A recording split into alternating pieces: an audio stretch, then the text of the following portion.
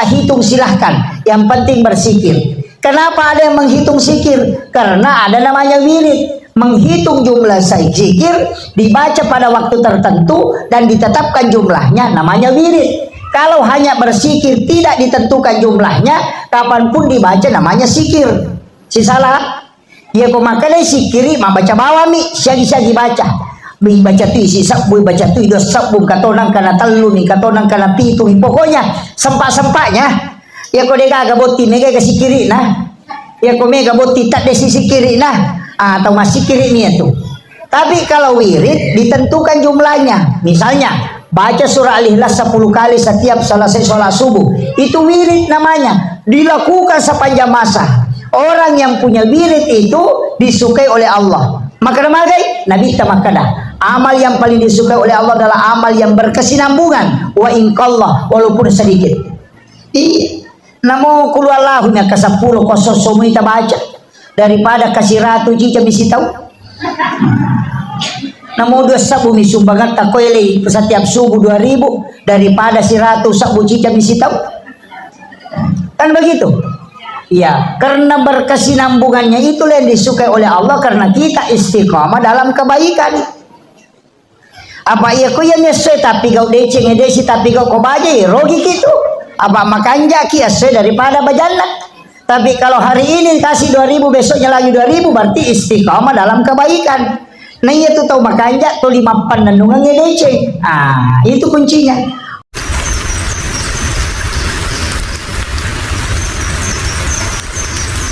Bismillahirrahmanirrahim. Alamin. Allahumma salli ala sayyidina Muhammadin tibbil qulubi wa dawaiha wa afiyatil abdani wa shifaiha wa nuril absari wa diyaiha wa ala alihi wa sahbihi wa sallim. Yang kami muliakan, saya hormati Bapak yang mewakili Bapak Kapolsek, ya, Bapak Babinsa, Bapak yang mewakili camat, Bapak Kepala Desa, Ibu-ibu Majelis Taklim, dan Bapak Ketua PWI Kabupaten Wajo beserta istri selaku Ibu Lurah Rahansio dan seluruh hadirin wal hadirat yang insyaallah dirahmati dan dimuliakan oleh Allah Subhanahu wa taala. Saya pakai bahasa Indonesia atau bahasa Bugis?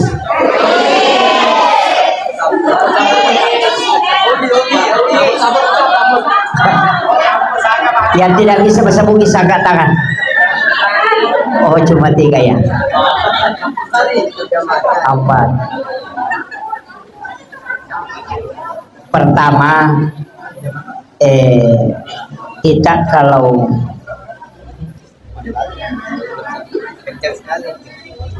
ya,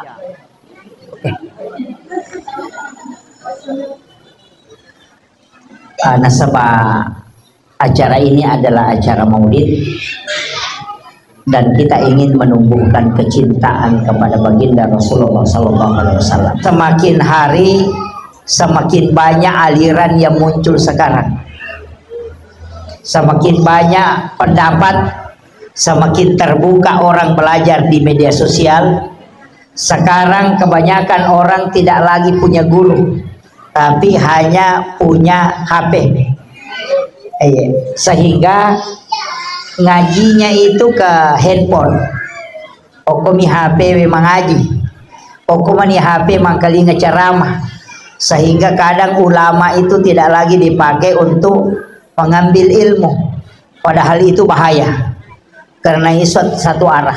Saya saja yang ngaji berapa lama ke ulama, tidak berani ngaji hadis tanpa guru. Saya saja yang sudah lama ngaji kitab dan sudah mondok berapa tahun, bahkan mendirikan pesantren, itu tidak berani ngaji hadis kalau bukan ke ulama. Karena hadis itu tidak boleh dipahami sesuai pemahaman kita, tapi harus dipahami sesuai dengan pemahaman para ulama-ulama kita. Karena kapan keluar dari itu, maka agama ini kita yang mengakali, itu bahaya. Yang sekarang banyak itu ya makokwa mega alena mala kita, alena baca, alena terjemahkan, apa alena tuh jelaskan. padahal tidak ada kemampuannya dalam memahami itu, kecuali memang hadis yang mutlak. Ini yang penting dulu saya sampaikan berkaitan dengan peringatan maulid. Sebab ia jama-jamang kita jamaewe angkat tu dena maulud, angkat tahu dena maulud. Nah sebab nangga bid'ah, maka dia jama-jamang maulid dena kana jame na bid'ah. Perlu ki upapahagi, maka ia ro maulid bukan syariat. Maulid itu bukan syariat. Jadi ya koto makada peringatan maulid berarti peringatan waktu kelahiran Rasulullah. Koto makada maulid. Ia koto makada maulud berarti peringatan terhadap Rasulullah orangnya. Jadi ya ko angka tau tolak maulid keliru. Nah sebab maulid itu waktu lahir. Agak hukumnya tidak ada. Tidak ada hukumnya. Maulid itu takdir. Maulud juga takdir, tidak ada hukumnya. Nanti ketika dilakukan itu baru bisa lahir hukum. Walengi contoh supaya tak pahami. Gelas tidak ada hukumnya, tapi ia ko ipakai minu we samsam itu bisa jadi sunnah karena fungsinya. Tapi ia ko ipakai minum minuman keras maka dia menjadi haram karena fungsinya. Gelasnya tidak ada hukum, tapi ketika difungsikan itu melahirkan hukum. Makomat itu maulid ia koma mauluki mendengarkan ceramah, bersedekah, silaturahmi, pembacaan sholawat kepada Nabi, maka itu sunnah. Apanya yang sunnah? Perbuatan yang di dalamnya, karena itu diperintahkan oleh agama. Cuma maulid itu wadahnya. Pahanya? Maulid itu wadahnya. Sedangkan perbuatannya itu adalah perintah agama. Tapi ia kotoma maulu malaga ini tetelo makanan diinjak-injak, maka itu menjadi haram. Kenapa? Karena perbuatannya. Saya ambil contoh lagi, pisau. Dek gaga hukumnya pisau. Tapi ketika pisau itu dipakai Pak Imam untuk menyembelih binatang kurban, maka itu sunnah. Satu.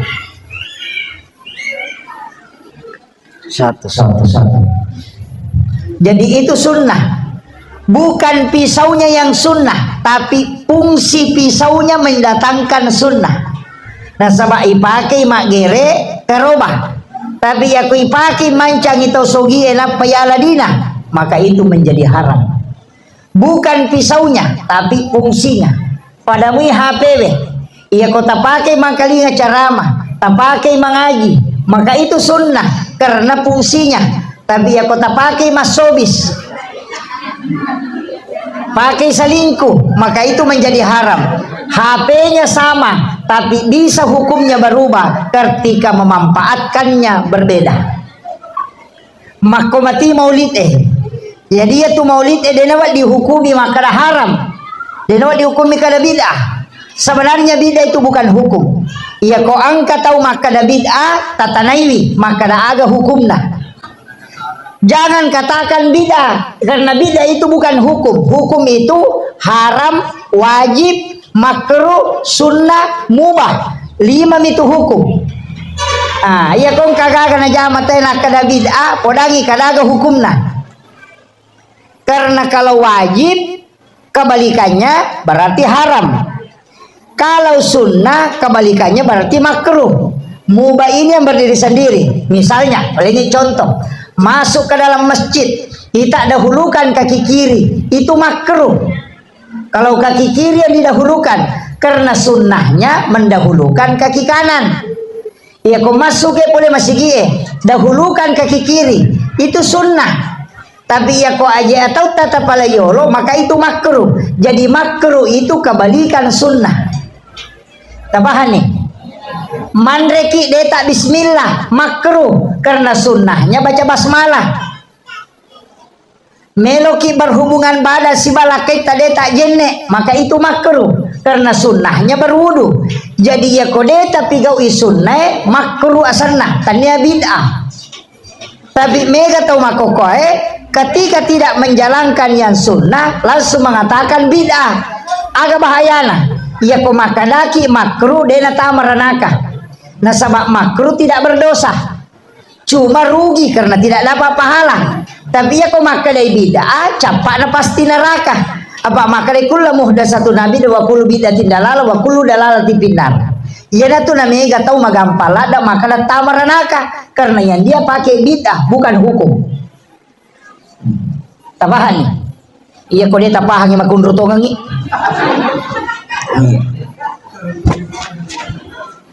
Jadi jangan pakai istilah bid'ah. Ulama dari dulu sudah tahu itu. Tapi kembali ke hukum. Ya kok makalai wajib, haram, sunnah, makruh, mubah. Paku baniro. Mapake tasbih agak hukum lah aja nak kena bidah itu bukan hukum. Maka apa kayak ini sunnah angka maka tidak ada dasarnya de mematoga agak dasarnya bilang pilangnya. Tapi yang ada sahabat bersikir menggunakan biji kurma. Ia batu karomai bilang untuk mengambil hitung-hitungan sikir dan Nabi tidak melarang. Sekarang lebih modern disambung lah biji-biji itu dikasih pengikat maka itu menjadi tasbih. Makiro. Jadi bukan bid'ah. Setiap alat yang dipakai untuk melakukan kegiatan itu tidak masalah. Iya mina salah kok makadaki pakai pita sabbe tahu enapa asa sikirina enapa salah. Sikir apapun mau menggunakan batu silahkan, menggunakan tasbih dipesak-pesak silahkan, mau yang ditarik-tarik silahkan, mau pakai tangan silahkan, mau tidak hitung silahkan. Yang penting bersikir. Kenapa ada yang menghitung zikir? Karena ada namanya wirid. Menghitung jumlah zikir dibaca pada waktu tertentu dan ditetapkan jumlahnya namanya wirid. Kalau hanya berzikir tidak ditentukan jumlahnya, kapanpun dibaca namanya zikir. Si salah? Ya pemakai zikiri mah baca bawami, syagi-syagi baca. Baca tu isi sabbu, baca tu dos sabbu katonang kana telu ni, katonang kana pitu, pokoknya sempak-sempaknya. Ya kau dega gaboti mega kasi kiri nah. Ya kau mega boti tak desi kiri nah. Atau masih kiri ni itu. Tapi kalau wirid ditentukan jumlahnya. Misalnya baca surah Al-Ikhlas 10 kali setiap selesai sholat subuh. Itu wirid namanya. Dilakukan sepanjang masa. Orang yang punya wirid itu disukai oleh Allah. Maka namagai Nabi tamakada. Amal yang paling disukai oleh Allah adalah amal yang berkesinambungan. Wa inqallah walaupun sedikit. Iya. Namo kuluallahumya ke 10 kosong semua kita baca daripada kasih ratu cica bisi tahu. Namo 2 sabu misumbangan tak koele setiap subuh 2000 daripada si ratu sabu cica bisi tahu. Kan begitu? Ya, karena berkesinambungannya itulah yang disukai oleh Allah karena kita istiqamah dalam kebaikan. Apa iya ko yang nyesek tapi kau deceng edesi tapi kau baca rogi gitu. Apa makan jaki asal daripada bajana. Tapi kalau hari ini kasih 2000 besoknya lagi 2000 berarti istiqamah dalam kebaikan. Nah iya tuh tahu makan jak tuh 5 panandungannya deceng. Itu kuncinya. Tania bida ya tuh. Tahu makun rupaham aja tuh 5 pasalah. Ini penting saya sampaikan dulu. Kemudian masalah yang kedua, ini juga penting saya sampaikan. Banyak orang memahami hadis itu, memahami agama itu secara tekstual, bukan kontekstual. Jadi naik tapi mapasilepo mi mataru, tumpu kulun na minasang ito matariolo. Teksnya. Makuye. Saya kasih contoh dalam masalah hadis. Rasulullah itu angkat tahu makutana, ya Rasulullah. Ketika saya sudah berwudu kemudian menyentuh kemaluan tanpa pelapis, kemudian saya mau sholat, apakah saya harus berwudu kembali? Agana sanabita, tidak usah. Jadi purakama ki mak jenne, tagis saya alena beliau tanpa pelapis, namero ki masampajang, aja na tak jenne. Nah sebab maka dia nabita yang kau santu itu sama dengan anggota tubuh yang lain. Ni tahu makutana, we Arab Badui, Arab tahu mato pole bulue. Tudang nabi ko sa din na masigi sampai na masigi pelantaran na masigi nang kapole makutana 29 hari kemudian. Nah, dalam ilmu setelah hadis itu 29 hari kemudian ada 3 anak muda mendatangi Rasulullah dengan pertanyaan yang sama. Ya Rasulullah, kalau kami sudah berwudu kemudian kami menyentuh kemaluan tanpa pelapis, kemudian kami ingin sholat, apakah kami harus berwudu? Agak nasa nabita, ajennya mana kok? Berwudulah kalian semua. Kayak galaya curi kumakuya. Nah pada nabita pada to pakutana tapi lagi jawabannya. Yo nak pamulangi maka dia nabita dia marigaga. Magi ya kedua nak nabita berwudulah kalian semua. Di sini lah dipakai kaidah nasi mansuk, yang kedua al-jam'u, yang ketiga metode tarjih. Makanya 3 metode dalam hadis ini penting. Inilah dipakai metode tarjih, lai taliti maka dai tau matoh. Tau boleh bulu elega misangi na tau matoh nangka tu kekurangan na tau matoh mataru-taru. Ajak kama maka dai nabita batal nak kada de aja mana mau pakai hadis na jolo ya. Karena ini diragukan. Siapa tahu salah perengkalingan. Dibanding 3 anak muda, wahia kuya talu anak muda makanya perengkalingan na talu topa angka sasina. Berarti ini yang kuat. Makanya Imam Syafi'i mengatakan batal. Karena dia pakai itu. Angka toto pandrita dia na pakai. Dia pakai metode nasi mansuk. Maka mana hadis yang pertama? Ternyata hadis pertama adalah itu yang tidak mengatakan tidak batal. Nanti hadis kedua Nabi mengatakan berwudulah kalian semua. Berarti hadis lama. Kalau undang-undang namanya di amandemen. Berarti ini undang-undang lama tidak dipakai. Itu namanya nasi mansuk. Dihapus oleh hadis yang terbaru. Makanya tidak berlaku hadis kedua. Angka toto pandrita tenero na pakai. Dia pakai semua. Nah DJ nak kuatu. Yang pertama Nabi juga sampaikan. Yang kedua Nabi juga sampaikan. Nah Nabi itu tidak pelupa. Nah apa itu 20 si rasul. Nah dia pagi itu negara si ulangnya. Nah Nabi pasti tahu. Sebenarnya lihat siapa yang bertanya. Yang bertanya pertama orang tua. Oh berarti kalau orang tua menyentuh kemaluannya tidak apa-apa. Karena tidak ada syahwat. Wadi jadi tu mata minakakangi. Tidak batal.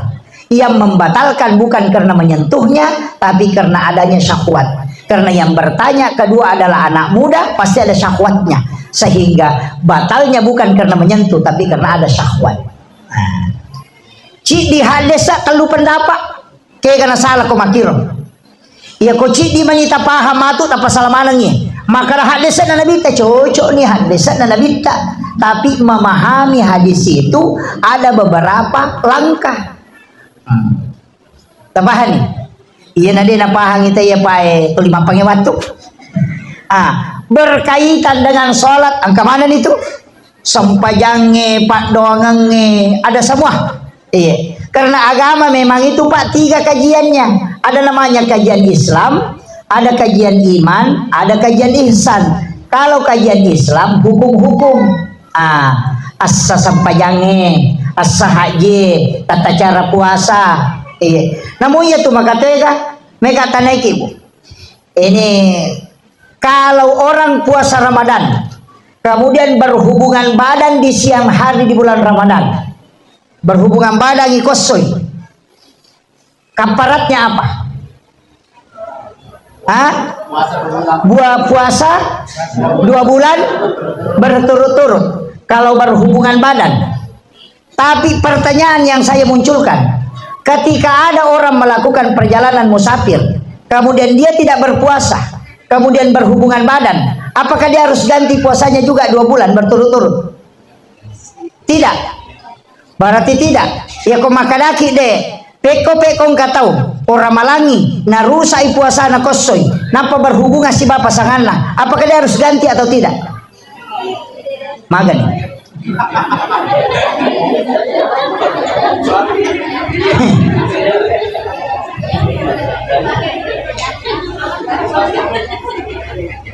Coba kare.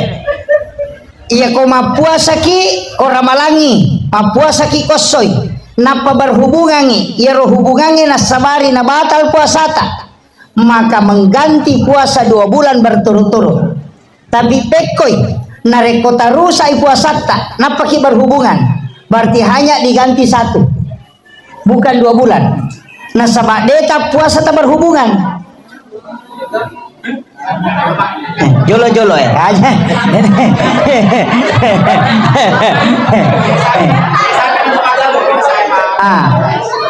Di sinilah fikih. Makanya Imam Syafi'i mengatakan orang yang melakukan hubungan suami istri ketika dalam keadaan berpuasa, maka ketika hubungannya menyebabkan dia batal puasanya, maka dia harus ganti 2 bulan berturut-turut.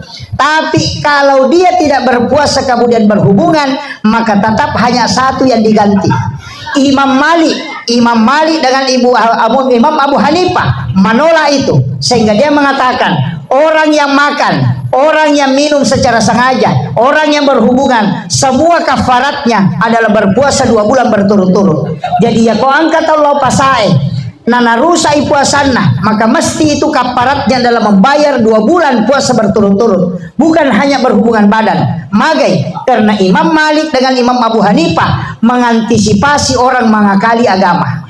Aja kamang kabut timparu lawi minu jolo napa berhubungan di menatolai, sehingga dia mengatakan makan minum berhubungan kafaratnya sama-sama 2 bulan.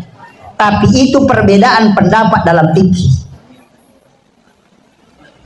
Ini penting saya luruskan ini supaya kita paham betul agama.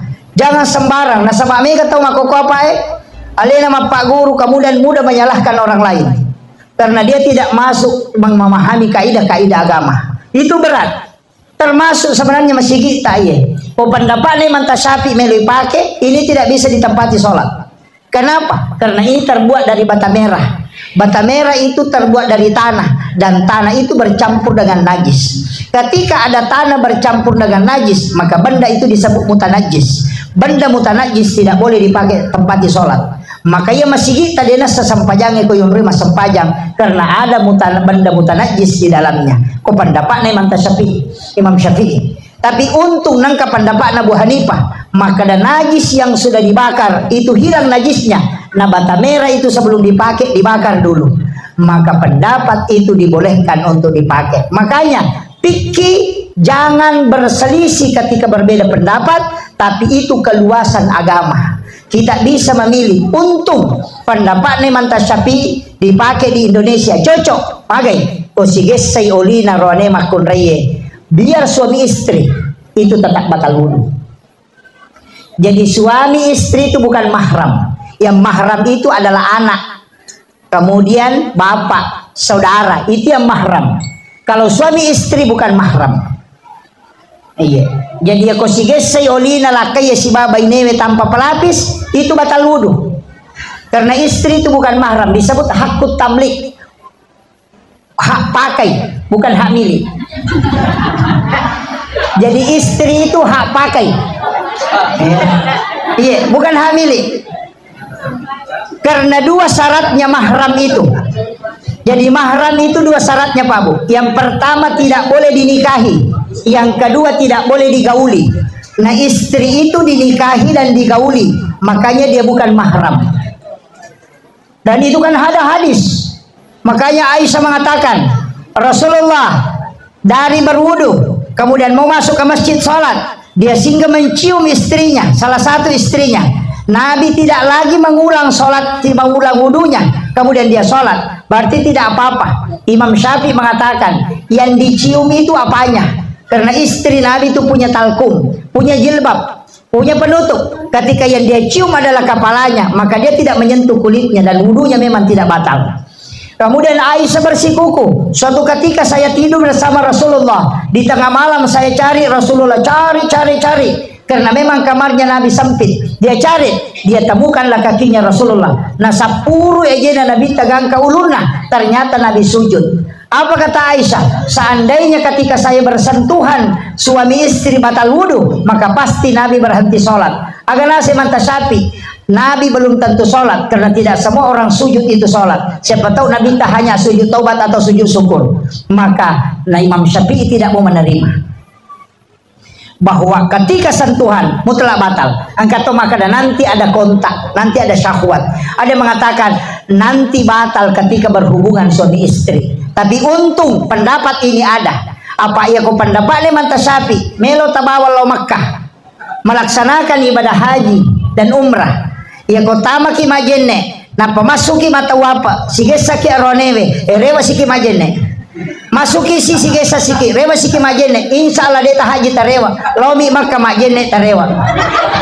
Karena memang tidak bisa, maka pendapatnya Imam Syafi'i tidak bisa diterapkan di Mekah, tapi kita pakai pendapatnya Abu Hanifah. Apakah salah? Tidak. Itulah tujuannya fikih. Banyaknya pendapat membuat kita bisa memilih yang pas untuk digunakan di mana bisa digunakan.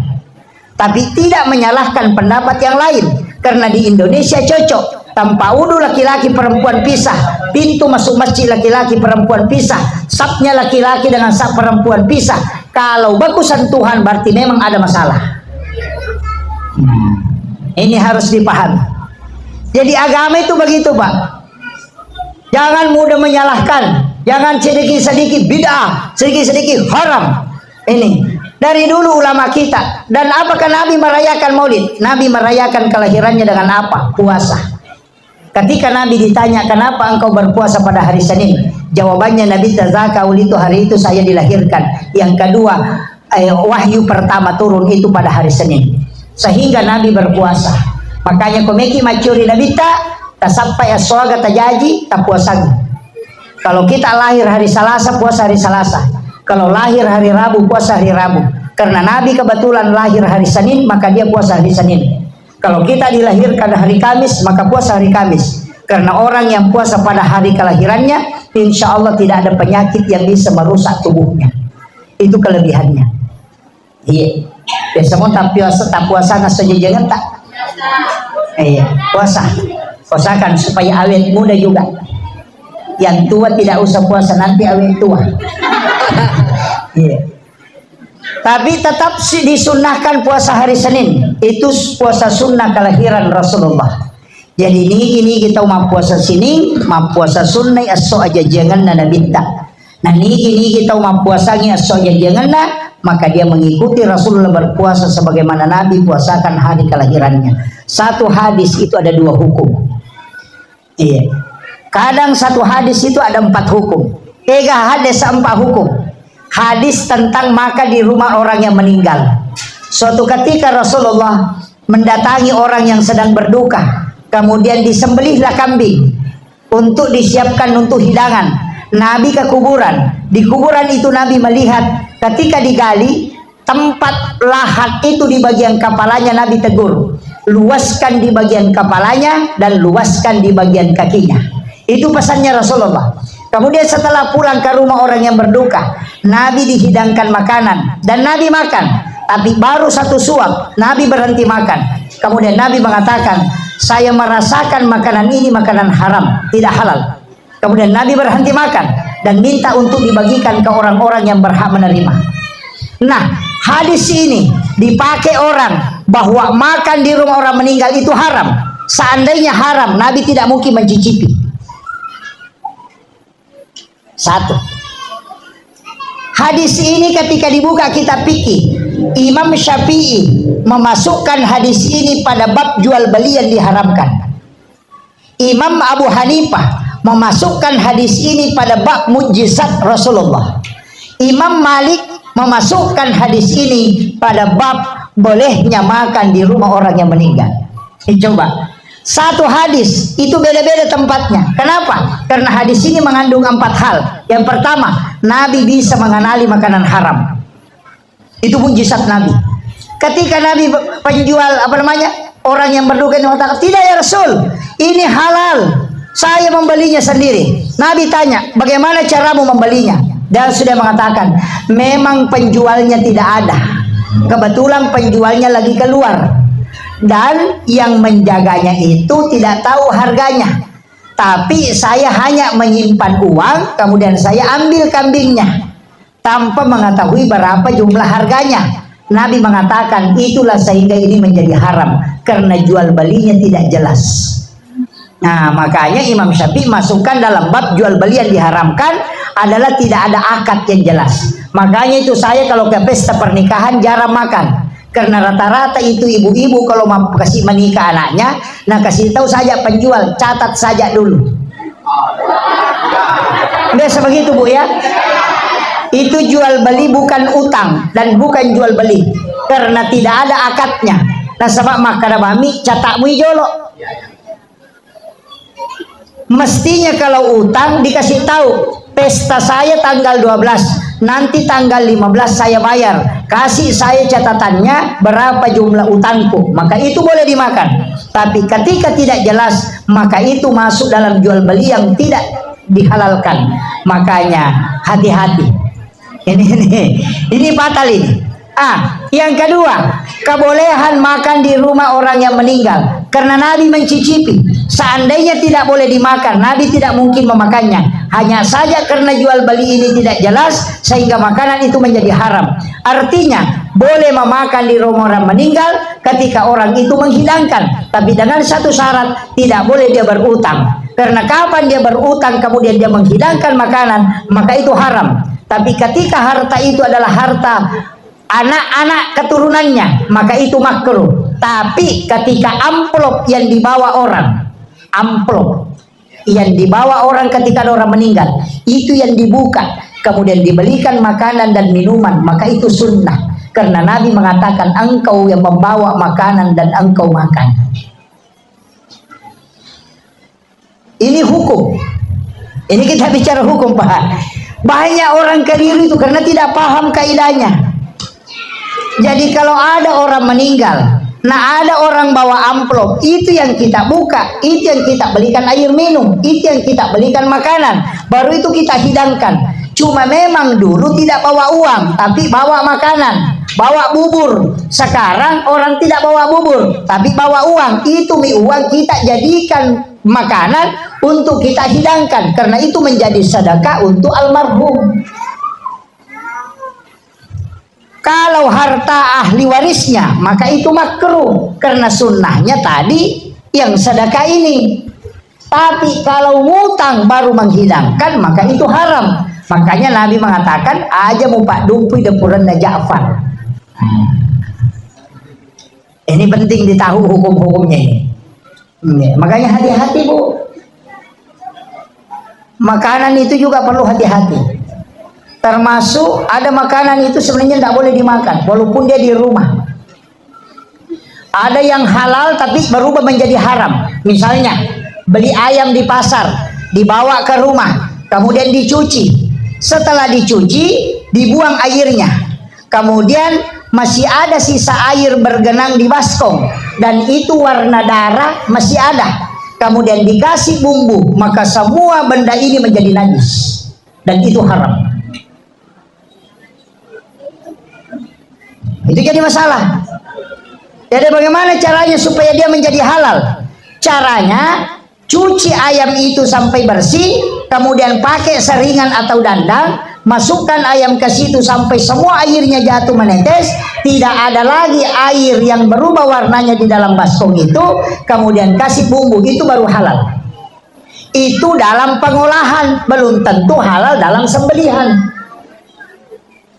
Halal lagi dalam sembelihan, belum tentu lagi halal uang yang kita pakai beli ayam. Nah, ini jadi masalah. Itu rentetan hukum ke situ, Pak. Makanya hati-hati. Nah, haram itu ada dua. Ada haram li satiha, ada haram li gairiha. Kalau li satiha bendanya, kalau li gairiha prosesnya. Ayam halal, tapi aku menuna beli bola kan haram.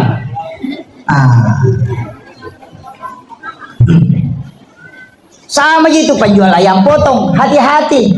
Pergi beli ayam potong, nagat tabami panina, narako uluna. Akan baca. Dina bismillah, apa angkat tahu makutana? Saya kali nanya 50 sak buku itu. Nagere 50 bisa bu. Iya kan? Makanya kalau saya sampaikan Bapak Ibu sekalian, kalau pergi ke pasar beli ayam, usahakan kita yang sembelih supaya terjamin. Bacanya bismillahi billahi Allahu akbar. Bisa juga dibaca bismillahi Allahu akbar. Paling bagus kalau mau menyembeli berwudu dulu. Ajenne ki na pamagere. Pak mega to tahu manu ena jenne ki na palen ade na jenne.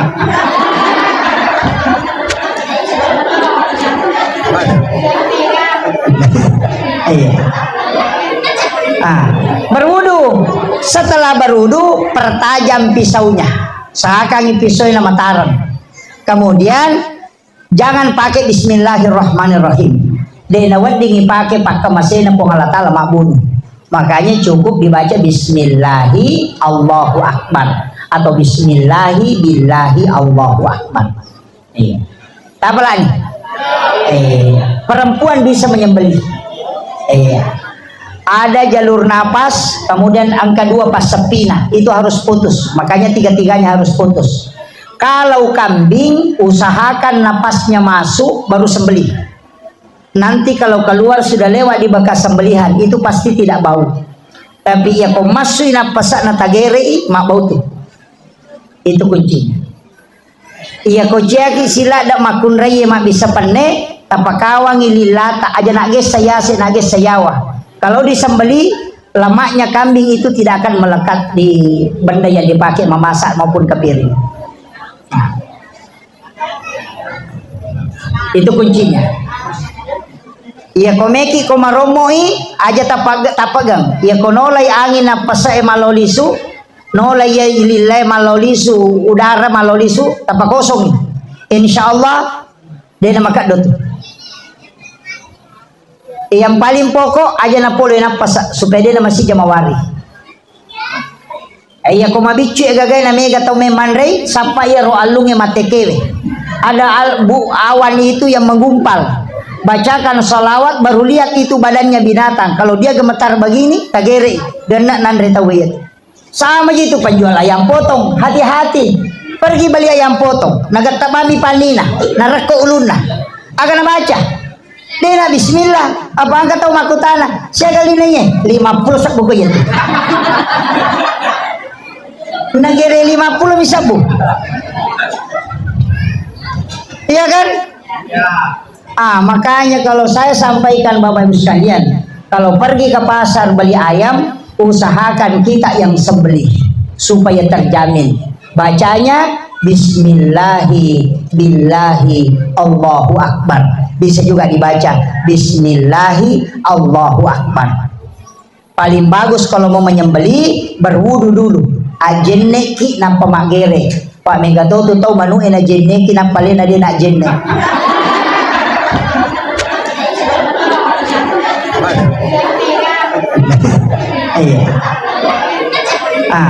Berwudu. Setelah berwudu pertajam pisaunya. Seakan pisau na mataran. Kemudian jangan pakai bismillahirrahmanirrahim. Denawan dingin pakai masih pong Allah Ta'ala mabun. Makanya cukup dibaca bismillahi Allahu Akbar atau bismillahi billahi Allahu Akbar. Apa lagi? Perempuan bisa menyembelih. Ada jalur napas, kemudian angka 2 pas sepina itu harus putus. Makanya tiga-tiganya harus putus. Kalau kambing usahakan napasnya masuk baru sembelih. Nanti kalau keluar sudah lewat di bekas sembelihan itu pasti tidak bau. Tapi ya kau masuk napas na tagere mak bau tuh. Itu kuncinya.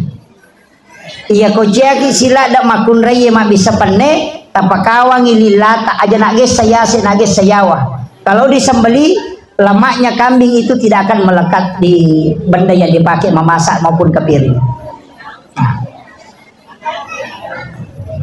Itu kuncinya. Iya komeki komaromoi aja tapagang. Iya konolai angin apa saya malolisu, nolai ya ililai malolisu, udara malolisu tapak kosong. Insya Allah dia nama kak dot. Yang paling pokok aja napolo napas supaya dia masih jamawari. Iya komabicu ya gagay na mega tau memanrei sampai ya ro alungnya matekewe. Ada awan itu yang menggumpal. Bacakan salawat baru lihat itu badannya binatang. Kalau dia gemetar begini tagere dan nandre tawiyat. Yang tu nak ada palisa ina pamugere. Aja no paumanang manrase matuk. Ini kan jadi masalah ini. Iya.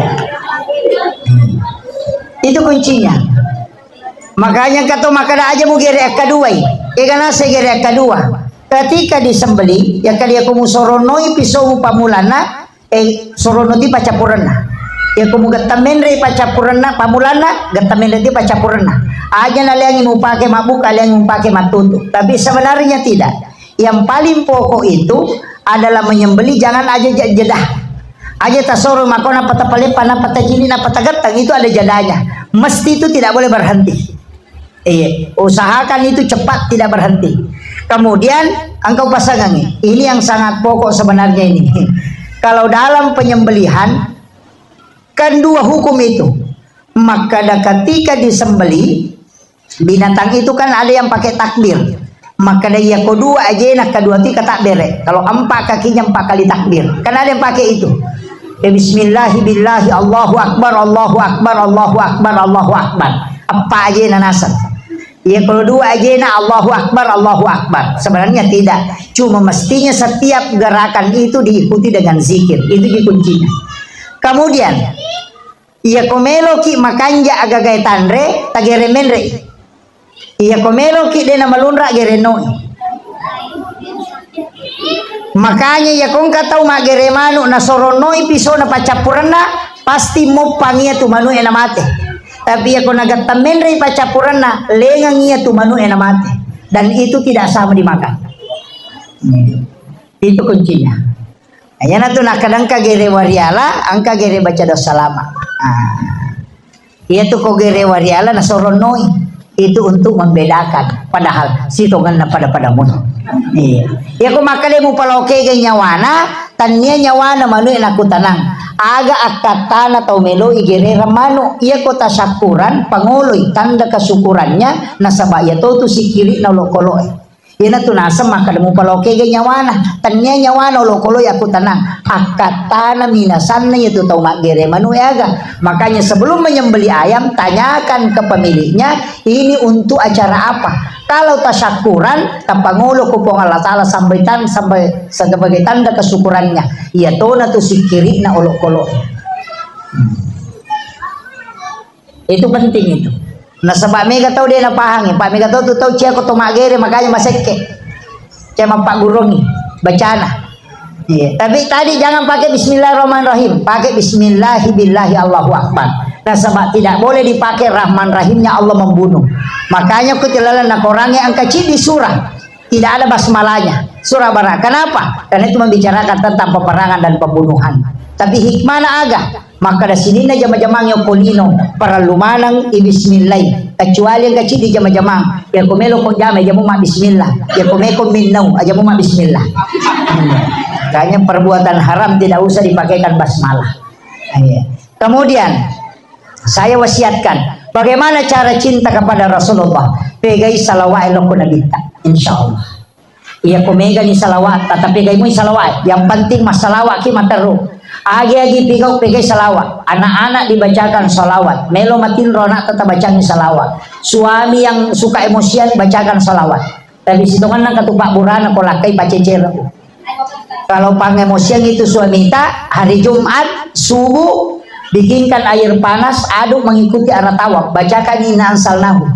Kemudian letakkan sendok pengadu itu di tengah. Pajapi macenne ia tuwae napataka itu yang membuat supaya dia tidak temperamen.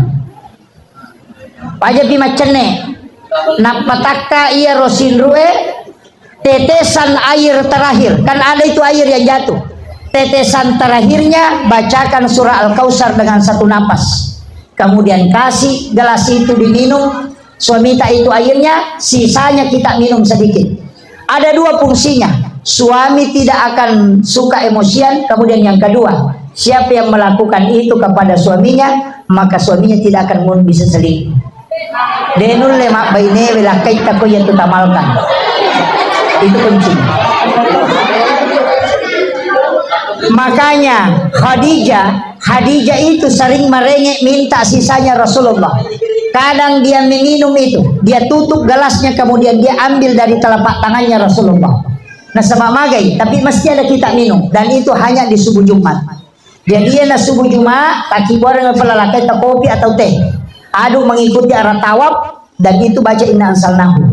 Nanti selesai berputar airnya tenang baru diangkat, baru baca surah Al-Kausar pada tetesan air terakhir itu dengan satu nafas.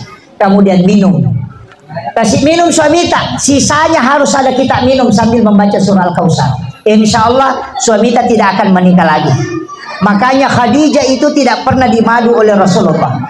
Nanti meninggal baru menikahi siapa namanya Aisyah, baru di situ bisa memadu istrinya. Kenapa? Itu ada doa khususnya memang diajarkan oleh Nabi. Itu kuncinya, Bu. Makanya bapak-bapak saya kasih tahu, kalau mau selamat habiskan kopinya kalau subuh Jumat. Insya Allah selamat.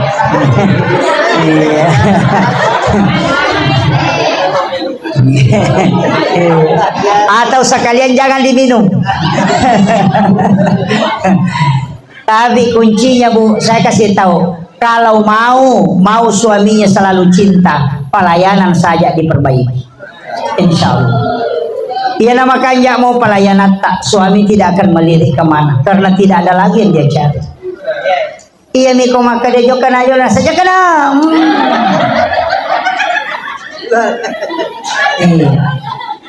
Iya kode panotok lah kaya na jadi way pelana, sarapan sudah jadi sebelum dia bangun.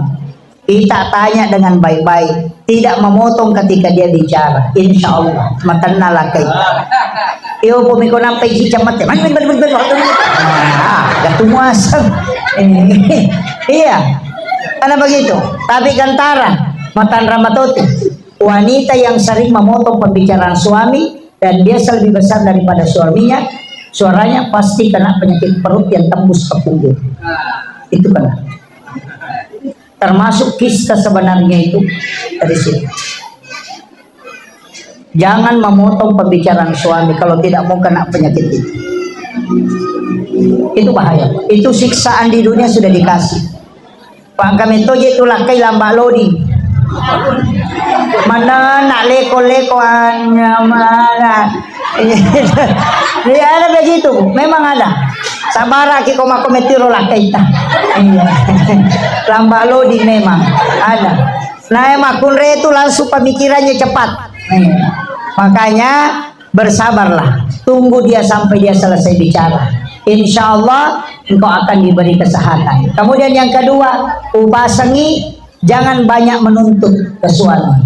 Karena sebesar apapun rezeki yang kau diberikan, tidak akan pernah cukup kecuali kau bersyukur. Karena pernikahan itu membuka pintu rezeki. Cuma kadang orang mengatakan, ini sudah menikah tapi tidak ada rezeki. Sebenarnya rezekimu ada, cuma pintu syukurmu yang terbatas. Makanya kalau ada orang dapat uang 500.000, belanjanya di mana? Dia belanja bukan di pasar, tapi di pembawa sayur, di mobil ini. Mobil pembawa sayur. Kalau 1 juta penghasilannya 1 bulan, di pasar di belanja. Kalau 5 juta, pergi di mall belanja. Kalau 10 juta, di Jakarta beli gincu. Kalau 100 juta, di Singapura beli daster. Jadi gaya hidup itulah sebenarnya yang membuat hidup kita ini susah. Coba, tidak ada orang yang kurang rezekinya, semua cukup. Cuma kita yang tidak bisa mengelola. Iya, kemauan yang paling banyak. Apa rasanya bedanya kopi yang ada di rumah dengan yang ada di warkop? Yang di warkop 10.000, yang di rumah cuma 2.000. Apa bedanya kita minum Sprite dengan air aqua? Padahal kita cuma mau menghentikan haus, tapi tidak minum air aqua. Kami tak minum Sprite yang harganya mungkin 7.000, 10.000, padahal air aqua hanya 1.500. Kenapa? Itu gengsi. Jam tangan kita pakai, kadang harganya 100 juta. Dengan jam tangan yang harganya 500.000, sama aja jam 3 na tunjuk. Tidak ada bedanya. Sama gitu. Jam tangan yang 1 miliar juga jam 3 aja na tunjuk. Yang 500.000 jam 3 juga na tunjuk. Kenapa? Itu gaya hidup. Pakaian juga begitu. Iya, ibu-ibu terutama pakai baju ada semua modelnya. Padahal pakaian itu tidak banyak yang dipakai. Kalau kami tahu itu dosa nama kunre dia pernah baju nama dosa. Kayak kami pakai baju nana sama karimatu tetulia mana pakai pelalina kena kena tahu lelena kena kena. Iya, itulah perempuan.